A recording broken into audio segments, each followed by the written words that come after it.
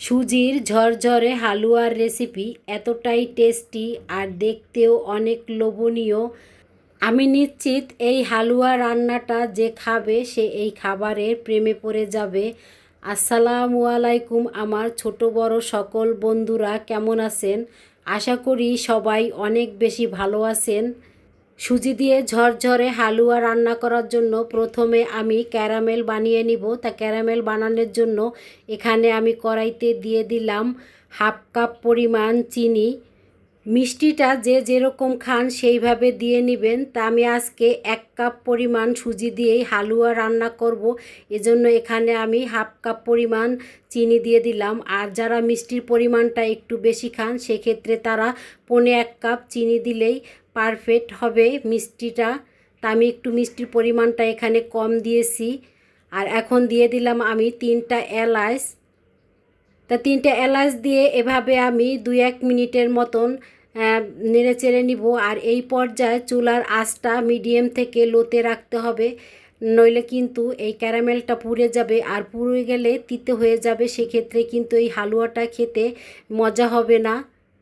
আর যে কোনো পোড়া জিনিসের কিন্তু স্বাদ ঘ্রাণ নষ্ট হয়ে যায়, সেটা কিন্তু খেতে ভালো লাগে না।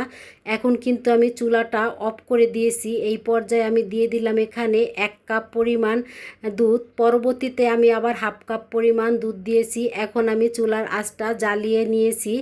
এখন আমি খুব আস্তে আস্তে করে এই দুধের সাথে ক্যারামেলটা মিশিয়ে নিব। এটা আস্তে আস্তে করে দুধের সাথে কিন্তু গলে যাবে, সেরকম জোর খাটিয়ে এটা নাড়ার কোনো প্রয়োজন হয় না। এই তো দেখতেই পাচ্ছেন ক্যারামেল দিয়ে দুধটা রান্না করা হয়ে গেছে। আর এটা কিন্তু আমি বেশি জাল দেই নাই, এখন নামিয়ে নিব। শুধু বলক আসা পর্যন্ত রেখে দিয়েছিলাম, তাই এখন চুলার থেকে নামিয়ে নিয়েছি। আমি এখন সুজিটাকে ভেজে নিব। তা ভাজার জন্য এখানে আমি দিয়ে দিলাম 1 টেবিল চামচ পরিমাণ ঘি। সুজি ভাজার জন্য এখানে ঘিয়ের সাথে আর কোনো সাদা তেল দিব না। যারা ঘি পছন্দ করেন না তারা সাদা তেল দিয়ে ওই সুজিটাকে ভেজে নিতে পারেন। তবে আমি মনে করি হালুয়াতে যদি ঘি না থাকে তাহলে কিন্তু হালুয়ার পারফেক্ট স্বাদ ও ফ্লেভার পাওয়া যায় না। তা আমি ঘিয়েতে দিয়ে দিলাম এখানে 1 কাপ পরিমাণ সুজি। তা চুলার আঁচটা এই পর্যায়ে কিন্তু আমি মিডিয়াম থেকে একটু লোতে রেখে দিয়েছি। আর এখন আমি নেড়ে চেড়ে সুজিটাকে ঘিয়ের সাথে ভালো করে ভেজে নিব, যতক্ষণ পর্যন্ত সুজির গায়ে খুব সুন্দর একটা কালার না আসে ততক্ষণ পর্যন্ত আমি সুজিটাকে এভাবে নেড়ে চেড়ে ভেজে নিব। তা ভিডিওর এই পর্যায়ে যে সকল বন্ধুরা ভিডিওটা দেখা শুরু করছেন, প্লিজ বন্ধুরা একটা লাইক দিয়ে দিবেন।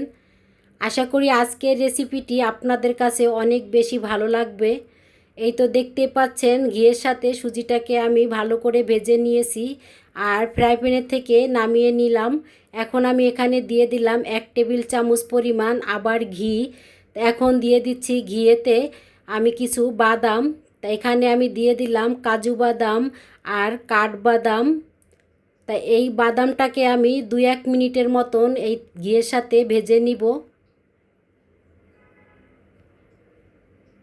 তাই 2-1 মিনিটের মতন ভেজে নিয়েছি। এই পর্যায়ে আমি এখন দিয়ে দিব কিশমিশ, কারণ কিশমিশটা ভাজাতে কিন্তু বেশি সময় লাগে না, এজন্য আমি এই পর্যায়ে দিয়ে দিয়েছি। আর এখানে আমি কিছু বাদাম দিয়ে দিলাম, চীনা বাদাম। এটা আগের থেকেই ভাজা ছিল, এজন্য আমি এই পর্যায়ে আমি দিয়ে দিয়েছি, কারণ এটা বেশি ভাজার প্রয়োজন হবে না যেহেতু ভাজা ছিল। আর এই বাদামগুলো এখন ভাজা হয়ে গেছে, আমি তেলের থেকে উঠায় নিচ্ছি। আর এখানে আবার আমি সামান্য পরিমাণ ঘি দিয়ে দিলাম। এখন আমি দিয়ে দিব এখানে বেসন। তা চায়ের চামচের আমি 1.5 চামচ পরিমাণ এখানে বেসন দিয়ে দিলাম। এখন আমি ঘিয়ের সাথে বেসনটাকে ভেজে নিব। আর এই পর্যায়ে কিন্তু চুলার আঁচটা একদম লোতে রেখে দিতে হবে, নইলে কিন্তু এই বেসনটা দেখা যায় পুড়ে যেতে পারে। তা এভাবে আমি 2-1 মিনিটের মতন ঘিয়ের সাথে বেসনটাকে ভেজে নিব। আর যখন দেখা যায় বেসনের গায়ে একটা খুব সুন্দর কালার আসবে তখন আমি এখানে দিয়ে দিব সুজি। তাই তো দেখতে পাচ্ছেন বেসনটা কিন্তু খুব সুন্দর করে ভাজা হয়ে গেছে ঘিয়ের সাথে। এখন আমি সুজিটা দিয়ে দিলাম। তাই সুজিটা দিয়ে আমি 2-1 মিনিটের মতন এভাবে ঘি আর বেসনের সাথে নেড়েচেড়ে এভাবে ভেজে নিব। বাঙালিরা হালুয়া পছন্দ করেন না এমন লোক খুঁজে পাওয়া কিন্তু বড় মুশকিল। সবাই এই ধরনের মিষ্টি খাবারগুলো খেতে কিন্তু অনেক বেশি পছন্দ করেন। যারা মিষ্টি একেবারে খান না তারাও একটু হলেও খেয়ে নেন। যদি এই রেসিপিটি আপনাদের কাছে ভালো লেগে থাকে তাহলে একবার হলেও বানিয়ে খেয়ে দেখতে পারেন। তাই এই তো এখন আমি দিয়ে দিলাম ক্যারামেল বানিয়ে যে দুধটা জাল দিয়ে রেখে দিয়েছিলাম, সেই দুধটা কিন্তু আমি সম্পূর্ণটা এখানে দিয়ে দিয়েছি।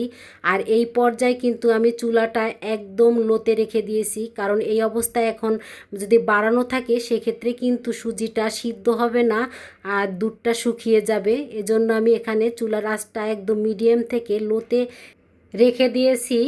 তা এখন আমি এভাবে অনবরত নেড়েচেড়ে এই হালুয়াটাকে রান্না করে নিব। তা যেহেতু মিষ্টি খাবার একটু সামান্য লবণ দিলে কিন্তু এই স্বাদটা আরও বেড়ে যাবে, সেক্ষেত্রে আরও বেশি মজা হবে। তা এখানে আমি দিয়ে দিলাম সামান্য পরিমাণ লবণ, একেবারে অল্প পরিমাণ এখানে লবণ দিয়েছি। এখন আমি এভাবে নেড়েচেড়ে রান্না করে নিব। সুজির এই ঝরঝরে হালুয়াটা সকাল অথবা বিকেলে চায়ের সাথেও কিন্তু রাখা যেতে পারে, অথবা স্কুল বা অফিসের টিফিনেও কিন্তু নেওয়া যেতে পারে। এটা কিন্তু খুবই স্বাস্থ্যসম্মত এবং হেলদি খাবার। আমার কাছে মনে হচ্ছে এখানে সামান্য পরিমাণ দুধ দিলে ভালো হবে, তাই এখানে আমি হাফ কাপের চেয়ে একটু কম এখানে আমি লিকুইড দুধ দিয়ে দিলাম। তাই এখন আমি নেড়েচেড়ে আবার এই হালুয়াটাকে রান্না করে নিব। তাই এটা যদি আপনাদের কাছেও মনে হয় যে এভাবে যে সুজিটা আরেকটু পরিমাণ দুধ লাগে, সেক্ষেত্রে এখানে সামান্য পরিমাণ দুধ দিয়ে এভাবে রান্না করে নিতে পারেন। হালুয়াটাকে আমি এভাবে 2-1 মিনিটের মতন নেড়েচেড়ে রান্না করে নিব, তারপরে চুলাটা আমি অফ করে দিব। আর এই হালুয়া যখন ঠান্ডা হয়ে যাবে তখন কিন্তু নেড়েচেড়ে নিলেই একবারে ঝরঝরে হয়ে যাবে। হালুয়া সম্পূর্ণ ঠান্ডা হওয়ার জন্য আমি 10 মিনিটের মতন রেখে দিয়েছিলাম। তা 10 মিনিট পরে আমি ফিরে আসলাম। তাই আমি ভালো করে এভাবে অফ ক্যামেরায় নেড়েচেড়ে নিয়েছি। আর এখন দেখতেই পাচ্ছেন হালুয়াটা কতটা ঝরঝরে হয়েছে, একেবারে ঝরঝরে। এভাবে পারফেক্ট রেসিপি পেতে হলে হালুয়া রান্নার সময় পানি অথবা দুধের পরিমাণটা ঠিক মতন দিতে হবে, তাহলেই কিন্তু এভাবে পারফেক্ট হালুয়া হবে। তা দেখতেই পাচ্ছেন কতটা ঝরঝরে হয়েছে আর দেখতেও কিন্তু অনেক লোভনীয় হয়েছে। যদি এই রেসিপিটি আপনাদের কাছে ভালো লেগে থাকে তাহলে একবার হলেও ট্রাই করে দেখতে পারেন। আজকের মতন এই পর্যন্ত, আবার দেখা হবে নতুন একটা রেসিপিতে। সেই পর্যন্ত আল্লাহ হাফেজ, আসসালামু আলাইকুম। সবাই ভালো থাকবেন, সবাই সবার জন্য দোয়া করবেন।